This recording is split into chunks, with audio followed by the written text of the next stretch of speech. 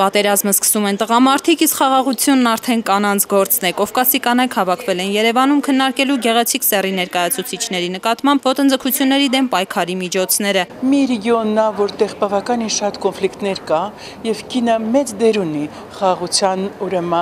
պահպանության եւ խաղաղության հարցում։ Պատերազմների ավարտը միայն մարտական գործողությունների դադարեցումը չէ, այլև վերականգնողական ծրագրերը։ Պատերազմների ընթացքում եւ դրանից հետո կանայք ենթարկվում են տարբեր տեսակի շահագործման։ Գաղտնիք չէ նաեւ, որ խաղաղապահ զորքերն են հաճախ անվայել պահվածք դրսևորում կանանց հանդեպ։ Հատուկ դասեր ստանալու են այդ խաղարար զորքերը։ Մի շարք խնդիրներ կա։ Ռուսաստանից ժամանած կին գործիչն աշխատում է փախստականների հետ։ Այս օրերին հիմնական շփումը Ուկրաինայից փախստականների հետ է։ У них ситуация очень тяжелая, потому что у многих больные дети, у многих диабет из них, там вот, ну, в общем, проблемы со здоровьем. Это наша единственная последняя возможность сейчас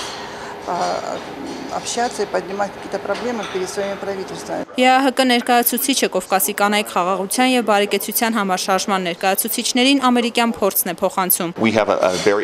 Մենք ունենք շատ արդյունավետ օրենքի դաշտ, բայց առաջնահերթը քաղաքացիական հասարակության առկայությունն է։ Իդեպ ՄԱԿ-ի գլխավոր քարտուղարի հատուկ զեկուցողը մի դրական դիտարկում է անում, որն արձանագրվել է պատերազմի ժամանակ։ Ես շատ քիչ եմ տեսել երկրներ, որտեղ նախարարը կին ա եղել, Ղարաբաղում կին նախարար կար, որը բանակցությունների մեջ մասնակցում էր բավականին ակտիվ եւ բավականին շատ, դա շատ պրոգրեսիվ քայլ էր։ Հուսով եմ այդ նորից կվերադառնա այդ տրադիցիան